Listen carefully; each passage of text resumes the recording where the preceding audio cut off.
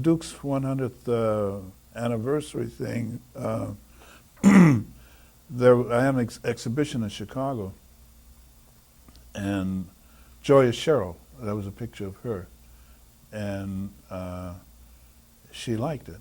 And she asked somebody there, I wasn't in Chicago at this time, she asked the person in charge how much it would cost to get one, and they quoted her full price. And I thought that was a terrible thing to do, you know. They should have asked me and I'd give her the thing, you know. I mean, she was there and I was there, and it was, we were all part of the thing, you know. But no, that's the way I feel about that. So many of the musicians were photographers themselves. Oscar Peterson, I was almost kind of ashamed to take my equipment out in front of Oscar because his stuff costs thousands of dollars, and mine, you know, I'm getting by with a Pentax, and he's got a Leica M99 or something, you know. Oscar was a great shooter. Les McCann was. Tony Scott. Got some great things. Trying to think who else. Did you ever talk photography with any of these? Oh yeah, well Oscar especially. He was really into it, and Dave Lambert with Lambert Hendricks Ross. He would bring stuff back, and as a favor to him, he'd go around the world with the group, and as a favor to him, I would process his film for him. He would save it. He said he didn't trust anybody else with it but me, and he'd bring it back, and I would spend a couple of days in the dark room and making proofs just for him when he got back. And he would talk technique a lot, you know. But a lot of the guys just took pictures. Milt Hinton, he put out a couple of books of his stuff. And he could get places that I could never get. There are no other photographers as far as that's concerned, you know. But no, it's the photography is a great thing with the jazz people. I'm trying to think. Duke Ellington was one of my favorite subjects, and I remember one time. Nobody hung out with Duke. You know, that's like saying you hang out with the Pope. But he knew you, and he would recognize you if you were nice. And I remember one time I had access to his dressing room, and it was me and a writer, and Duke was getting ready for the show. Well, Duke was very meticulous about his appearance, you know. Everything had to be just right when he stepped outside of his dressing room, you know. So I whipped out my camera, and Duke had a do-rag, not a stocking cap, actually, they used to wear in those days, you know, to keep his hair.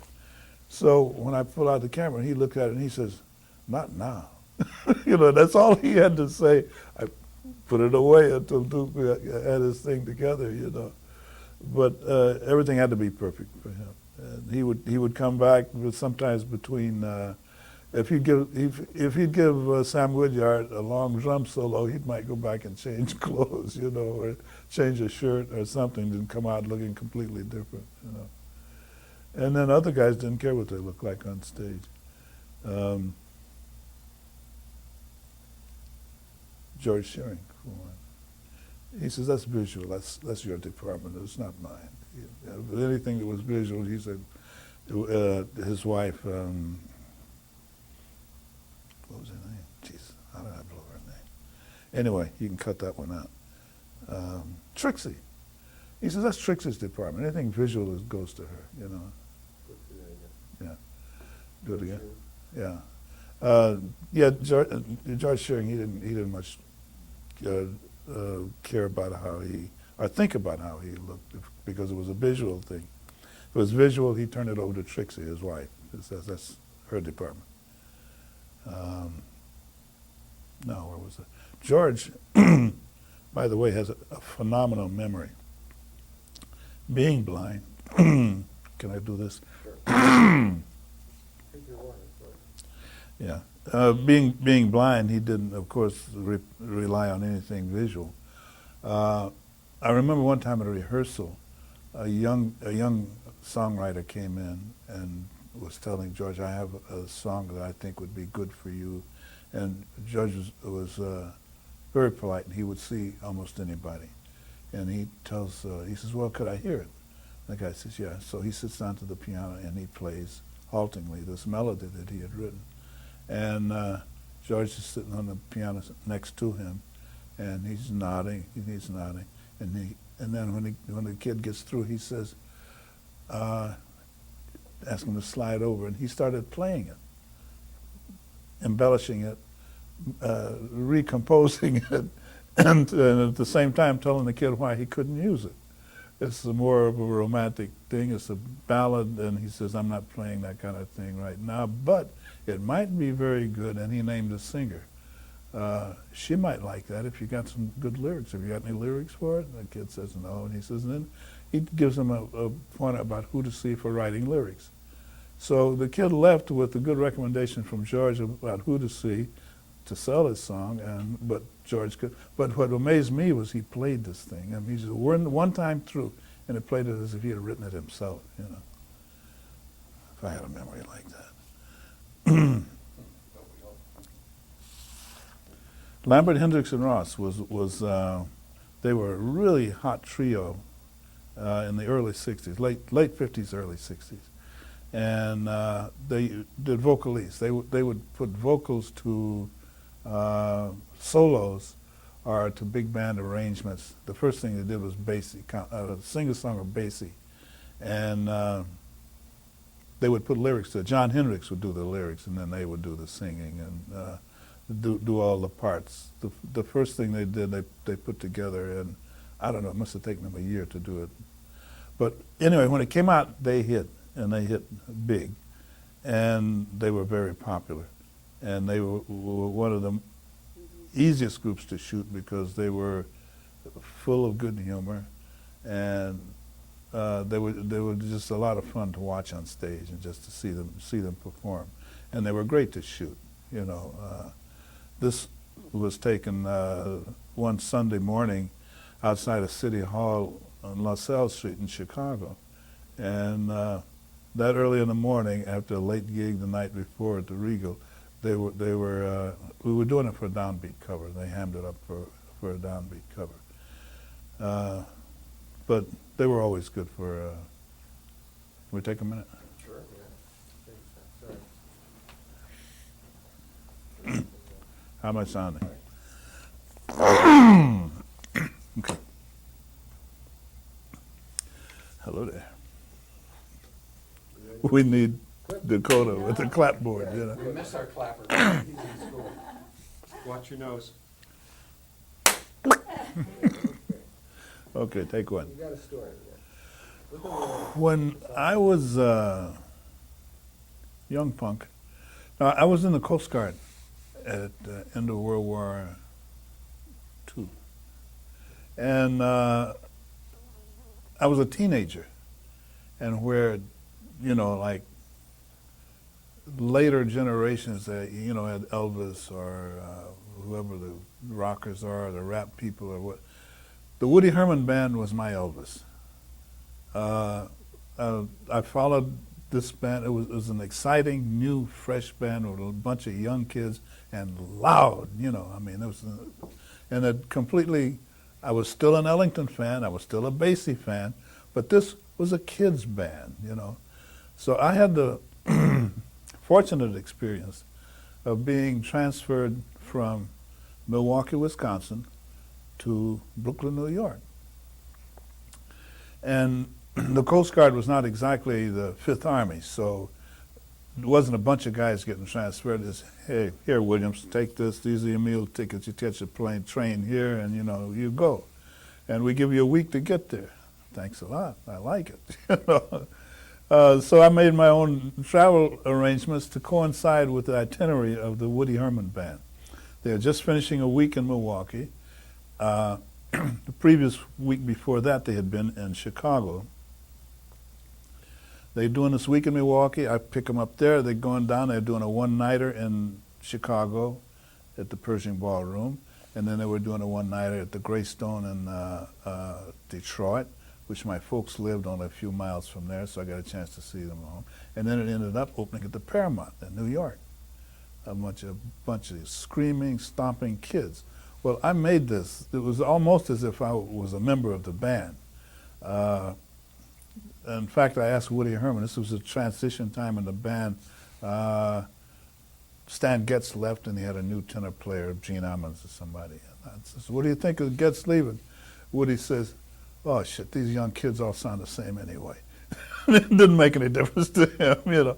And but the thrill and the elation of being with that band, you know, they would open up the theater. They would do 3-4 sets a day, and I'm there all 4 of those sets. You know, I don't know how they made any money because nobody left. We just go there. Whatever movie they had on was a throwaway, you know. But that was the thrill of my life.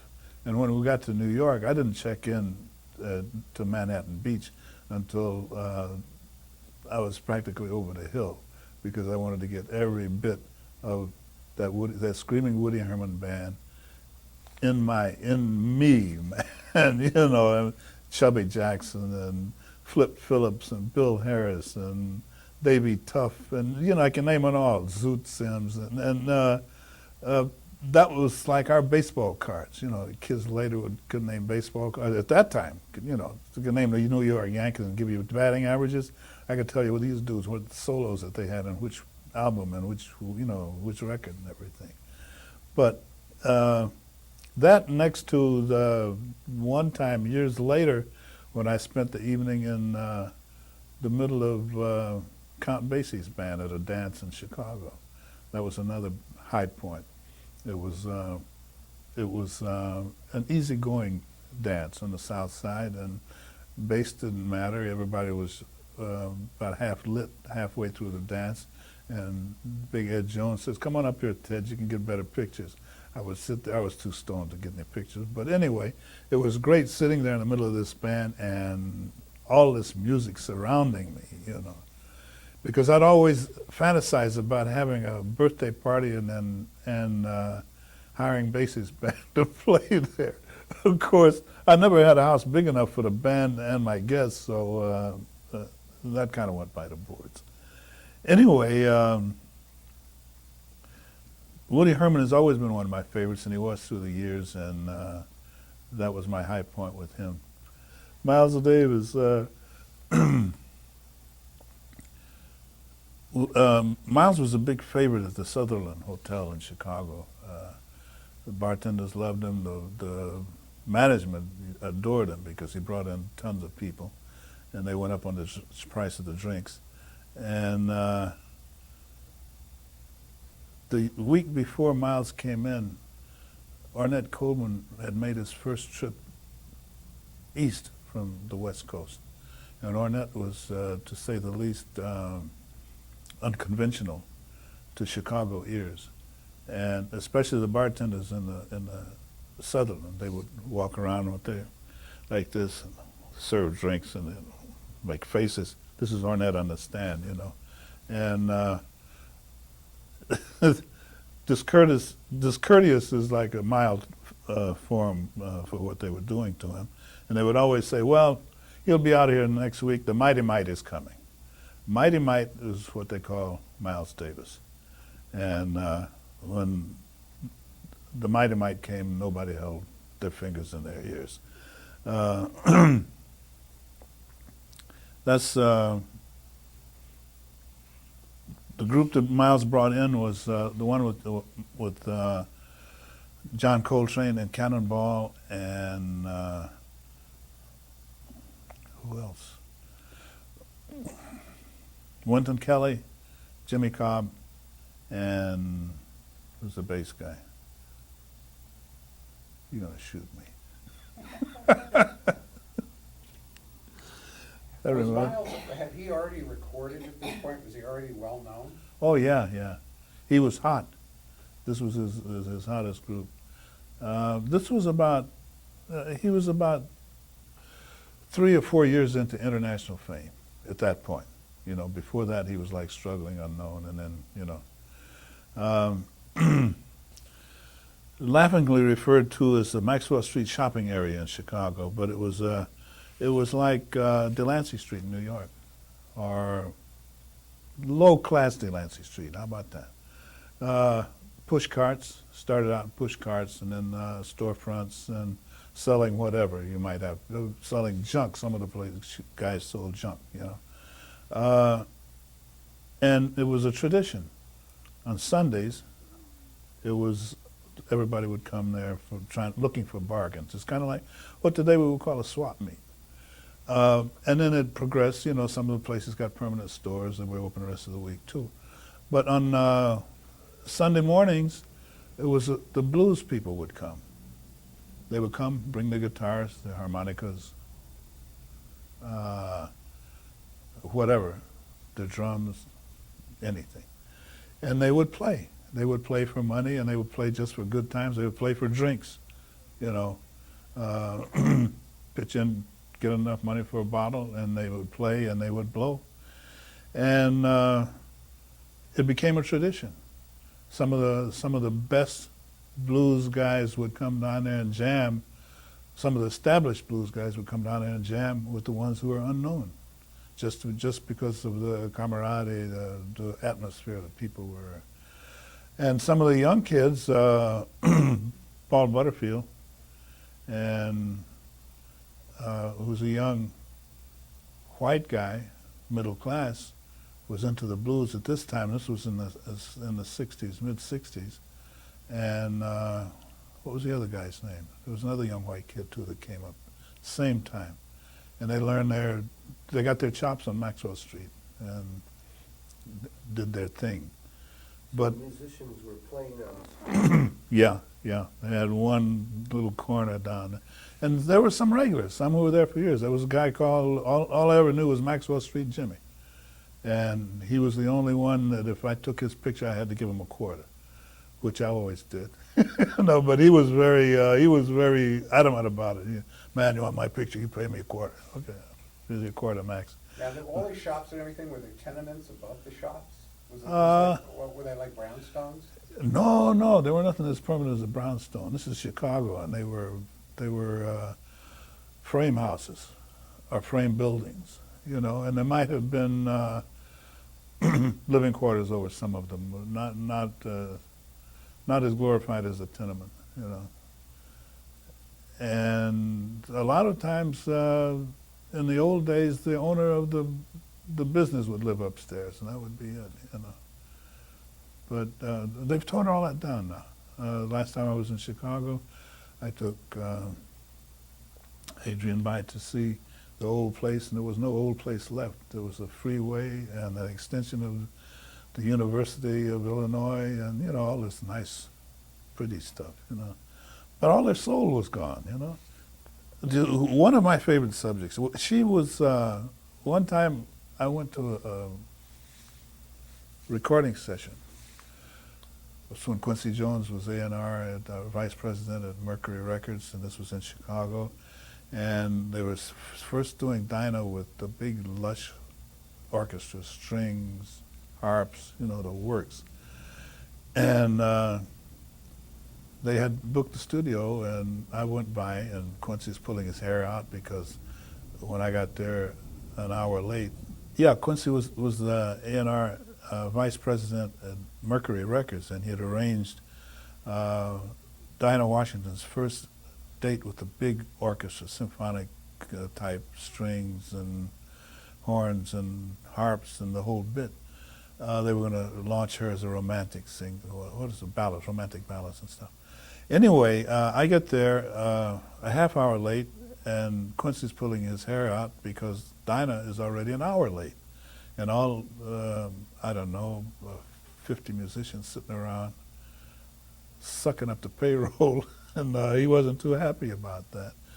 Well, there was nothing to photograph, so I just hung around, and Dinah comes in. She comes in late, and she comes in storming.